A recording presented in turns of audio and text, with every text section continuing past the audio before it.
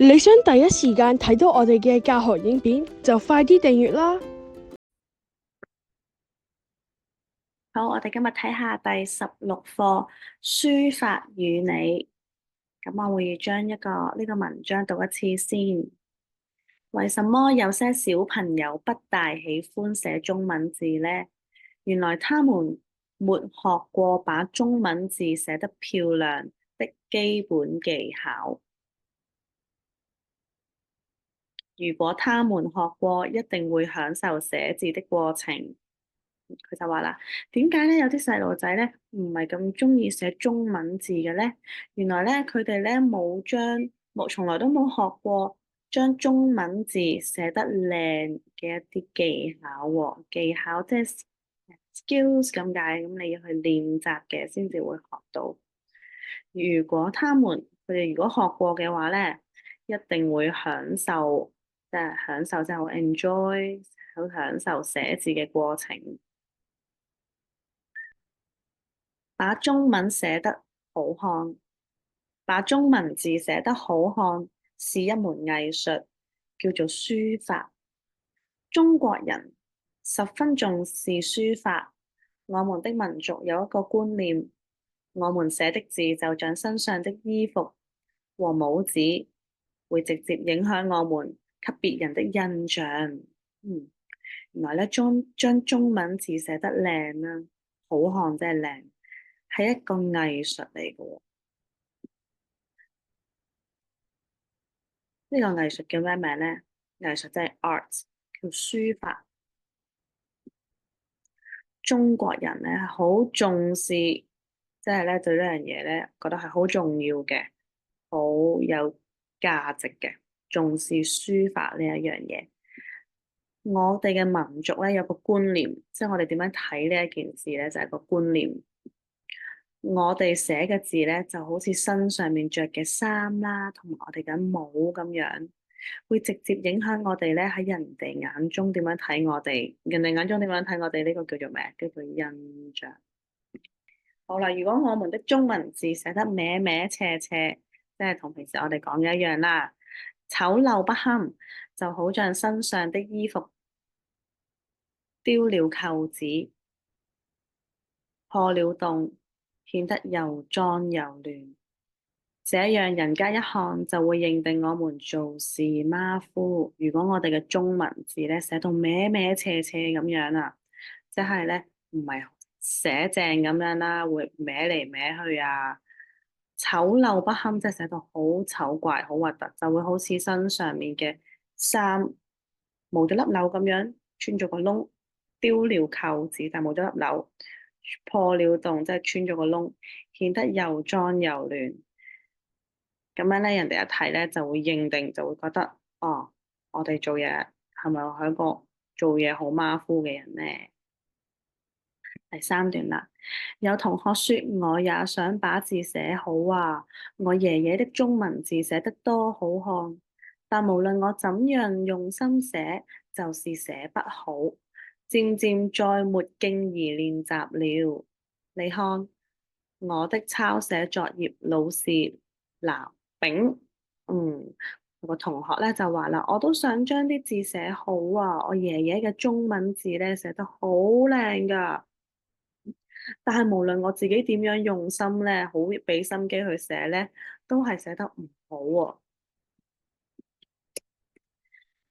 慢慢咧，漸漸即係越嚟越慢慢咁樣咧，就沒勁兒練習了，即係咧覺得唔好冇癮啊，沒勁沒勁兒，普通話係沒勁兒，就覺得好冇癮啊，唔想再練啦。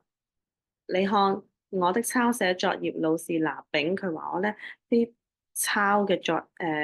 平時抄寫嘅功課啊作業，成日都係攞丙嘅，丙即係甲乙丙，甲就係 A 啦，咁丙係咩啊？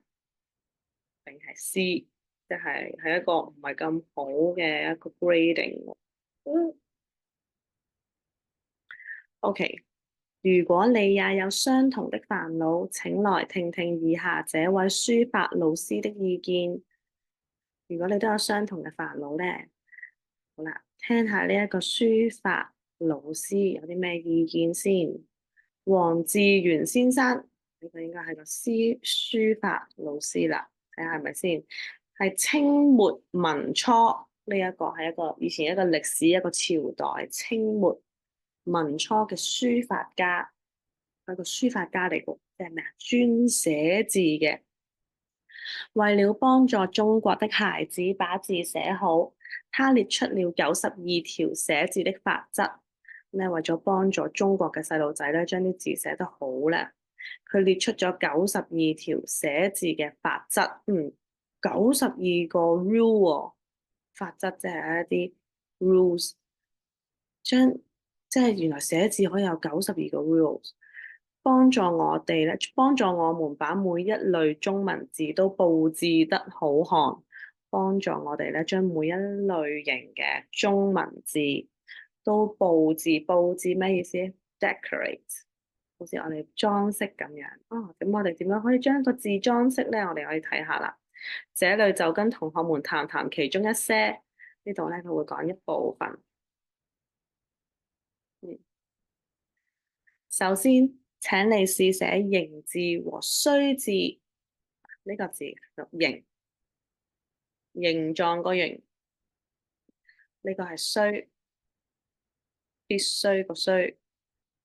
你寫得好看嗎？哪一部分最難寫？不錯，就是那3撇了。你寫得好唔好睇咧？呢兩個字，你覺得呢兩個字邊個部分係最難寫㗎？冇錯啦，佢就係講嗰3撇，原來係最難寫嘅喎，喺書法嘅層面度講啊。而家黃先生說，只要先寫好第一撇，再由第一撇的中部下面開始寫第二撇，把它們由上至下排成一個直行，字就會寫得好看了。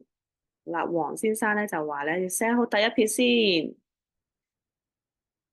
嗱，呢啲電腦咧就一定唔係書法會寫出嚟嘅，白直書法咧係會有咁樣嘅。呢度有 example， 第一撇，再由第一撇嘅中部下面開始寫，即係第一撇嘅中間開始寫咯，先至寫第二撇。